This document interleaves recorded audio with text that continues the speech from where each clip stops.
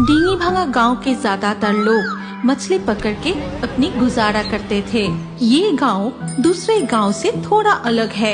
यहाँ हर घर के सामने अपना अपना तालाब होता है और लोग उस तालाब में मछलियाँ पालकर जीवन धारण करते हैं। लेकिन हर साल सर्दियाँ आते ही शुरू होता है लालटेन चुड़ैल का आतंक। ठंडी और कोहरे से भरी गहरी रातों में जब गांव वाले सो जाते हैं तो जंगल से निकलती है वो लालटेन चुड़ैल। ऐसे ही एक रात में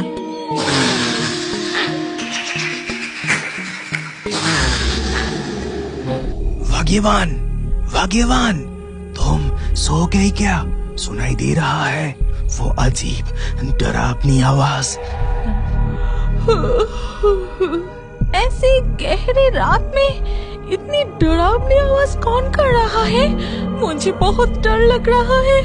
लगता है लालटेन चुड़ैल हमारी घर के आंगन में घूम रही है। तुम चुपचाप लेटी रहो, मैं डंडा लेकर बाहर जाता हूँ। अगर इस मछली खाने वाली चुड़ैल को नहीं भगाया तो हमारा सब कुछ खत्म हो जाएगा। वो तालाब की सारी मछली खा जाएगी। हे जी, तुम मत जाओ। अगर उस चुड़ैल ने तुम पर हमला कर दिया तो क्या होगा? वो मछलियाँ खा जाए तो भी अच्छा है, पर तुम मत जाओ। अरे कुछ नहीं होगा, तुम चुपचाप लेटी रहो और आवाज मत करो। ये कहकर दीपक एक डंडा लेकर घर से निकलता है, लेकिन घने कोहरे में इधर उधर देखने पर भी उसे कोई दिखाई नहीं दिया।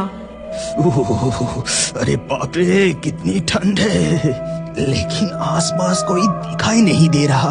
वो आवाज भी अब सुनाई नहीं दे रही। अब डर के मारे मेरा रूह भी कांप रहा है। लेकिन अगर उसने सारी मछली खा ली तो नहीं, तालाब के पास जाकर देख कर आता हूँ।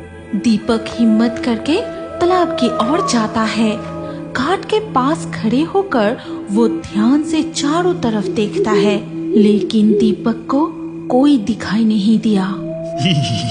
कितनी ठंड है, अरे बाप रे, लगता है मेरा दरवाजा खोलने की आवाज से लालटेन चुड़ैल भाग गई। अब जाके मैं सो जाता हूँ।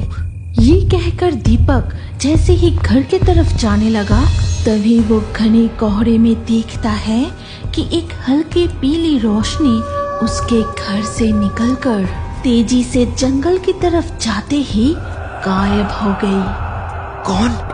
कौन था वो रोशनी घर से निकलकर जंगल के ओर क्यों चली गई?